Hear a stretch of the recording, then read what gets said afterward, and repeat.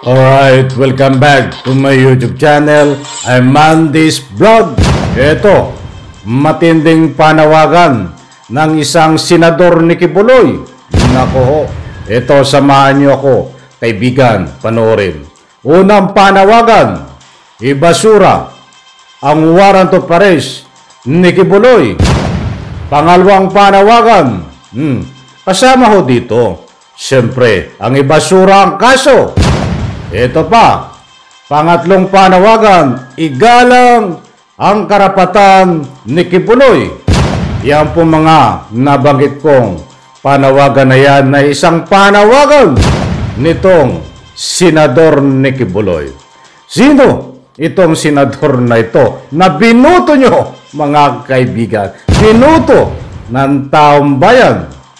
Kikilalanin po natin, ha? Bibigyan po natin ng kaunting punto de vista public opinion. Kung bago pa lang po kayo sa aking maliit pa na YouTube channel, inaanyayahan ko po kayo, please subscribe.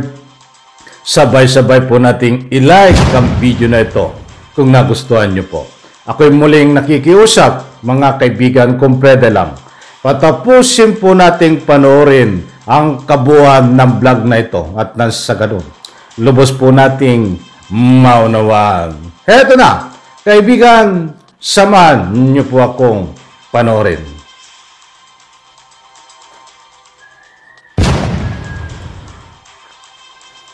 At ulitin ko, yung sinabi ko dati, igalang din natin yung karapatan niya. At ang sa akin dito, siguro igalang yung karapatan ni Pastor kung pwede siya mag-file ng available kasi ito sa magpiyansa. Mag-file ng ng bail at gamitin niya, exercise niya yung karapatan niya. Because of that defiance that you mentioned, and then doon din mauuwi sa pag-issue ng warrant of arrest. And all of this would be bailable. Pwedeng magpiyansa. Lahat ito pwedeng magpiyansa. So, hayaan natin yung mga abogado niya siguro magdesisyon kung ano yung mga hakbang na legal na kanilang gagawin. At ulitin ko, yung sinabi ko dati, igalang din natin yung karapatan niya at siguro tingnan din natin yung pangingibabaw ng rule of law. Alam nyo, merong proseso kasi. Even yung I have here the order in front of me. Even yung court order, yung issuance ng warrant of arrest, the warrant can be quashed. May procedure dito So pag kinwash yung warrant, mababaliwala yung warrant. So yung hakbanging yon dapat hakbanging legal na gawin ng kanyang abogado. So pag nakwash yung warrant of arrest, wala nang warrant. So insofar as the branch 12 case is concerned, wala muna yon. Pag nakwash yun, set aside yun. Yung warrant, maghihiring uli. So may mga procedure doon, may mga requirements kung ano yung dapat gawin. Hayaan natin yung abogado niya ang gumawa niyan. I would not meddle in what his legal team is doing right now. So I am sure they're planning to do something. Yun naman sa Supreme Court na naka-elevate, it has something to do not with the warrants issued but with the Senate inquiry. So yun din siguro dapat ma-interview nyo yung mga abogado niya na para ipaliwanag. Dalawa itong pinag-uusapan natin. Yung warrant sa Senate at yung warrant ng Regional Trial Court. Warrant ng Regional Trial Court, magpiyansa ka. Kung ayaw magpiyansa, ipakwash mo yung warrant. Warrant ng Senate, kung ayaw mo sundin, hintayin mo yung desisyon ng Supreme Court. Ang Senate naman, kung sakaling hindi ma-serve yung warrant, can avail of Article 150 of the Revised Penal Code, which will lead to another issuance of a warrant coming from the Regional Trial Court, which is also, at the same time, quashable and bailable. So maraming legal options So, hayaan natin sigurong i-exercise niya yung karapatan niyan legal at igalang natin yung kung ano yung hakbangin niyang gagawin. So, okay na siguro yun.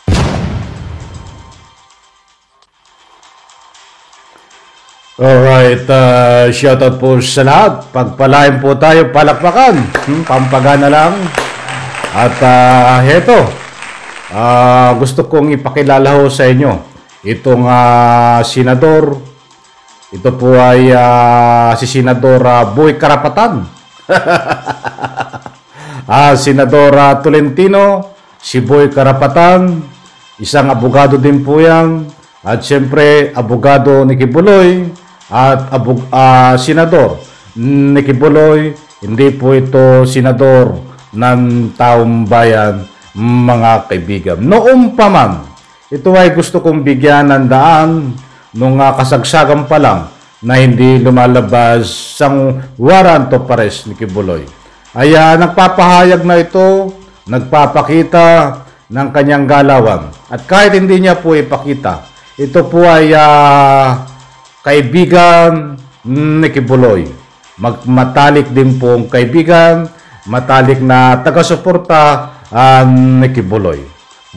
Datapuwat sa puntong ito ay bigyan po natin ng kaunting linaw ang sinasabi niya na ilang beses niyang nabanggit diyan sa gulong ng video, igalang ang karapatan ni Kibuloy. Ito ho ay wala nang ibang masabi. Tuwing may press conference ho, at ang pag-uusapan ay tungkol dito ho sa kaso ni Kibuloy ng kanyang kaibigan na si Kibuloy. Ang lagi pong ilang times na binabanggit ay igalang ang karapatan ni Kibuloy. Kaya't napilitan na ho ako na talakayin kasi that is the first time na talakayin ko ho ito na dito sa pagkatao ho at nagbabase ho tayo sa mga sinasabi nitong si Boy Karapatan. Tandaan po natin, pag sinabing Boy Karapatan, yan po ay si Senador Tolentino, senador po ni Kibuloy, hindi ho senador ng Republika ng Pilipinas. Ay sa unang-una, minsan abala ko, kaya't sa dami po ng ating nakahanay, natatalakayin ngayon lang po natin ito na pagbigyan. Mga kaibigan, pansinin nyo po, talagang nananawagan siya na doon sa kanyang mga abogado ni Kibuloy. At panawagan na rin niya. Hindi naman tayo tanga. Alam ko po malawak ang inyong mga pangunawa. Ay ito po ay hindi lang niya madiretsa na ako po ay nananawagan na ikangaw ibasura ang warrant of arrest. Diyan po sa ikangay korte din at sa Senado. Itong paglabas ng warrant of arrest ay pinababasura. Sabi nga niya at nagpapaalala ang lahat po ng legal na paraan ay gagawin. Ay maliwanag po diyan na siya po ay pinapanginoon niya itong si Kibuloy, mga kaibigan. Ginagamit niya ho ang kanyang pagiging abogado na nga po dito sa mga usapin na legal. Datapuat lagi niya po sinasabi, igalang ang karapatan ni Kibuloy. Kaya ikaw ay isang senador. Nang tawag ko ngayon ay si Boy Karapatan. Pansinin niyo po yan. Hanapin niyo po ang mga interview nito. Pag sa kaso ho ni Kibuloy, ang lagi niyang isasagot ay igalang ang karapatan ni Kibuloy. Muli po, inuulit ko. Ito po ay si Boy Karapatan na isang senador ni Kibuloy. Basta't nabanggit ko ang Boy Karapatan, yan po si Senador Tolentino. Maliwanag po, yan po ang binuto ng taong bayan na dapat ang ini-inspect. Ang pananaw po natin dito ay siya ho ay nagsisilbi sa binigay na boto ng taong bayan, pinahiram. Dapat ini-exercise nito ng pinoprotektahan, lalong-lalo na po sa ganitong usapin. Nang nga po ay mayroong ginahasa, di umano, mayroong inapi, at ilan pa mga kaso ni Kibuloy. Dapat pinoprotektahan dito ay ang ikangahoy, mga biktima. At siyempre, bilang senador ng Republika ng Pilipinas, kasama dito ay ikangapoy pagprotekta mo sa Republika ng Pilipinas at kasama ang taong bayan. Bagkos hindi naman po kailas sa inyo. Makikita nyo po ang galawan nito. Kasi ayaw ko nang isa-isahin ang mga sinabi niya dyan. Alam kong napanood nyo. Ay maliwanag po pa sa sabaw na mainit na ang pinoprotektahan niya lang ho dito ay itong si Kibuloy na hindi ho dapat, mga kaibigan, dahil siya ho ay binuto ng taong bayan. Alam ko ho, bago sila nagpwesto bilang isang senador, ayon po sa aking pagsaliksik, ay hindi kasama sa kanilang mga sinumpaan bilang umupo na senador sa ating bansang Pilipinas na protektahan ang katulad ho ni Kibuloy sa pansariling interes. Ay yan po ang nangyayari, mga kaibigan. Alam ko, hindi kayo mahirap kausap. Alam kong matatalino kayo. Mahal kong taga-subaybay. Ba't hindi ko naman pinapangunahan kayo?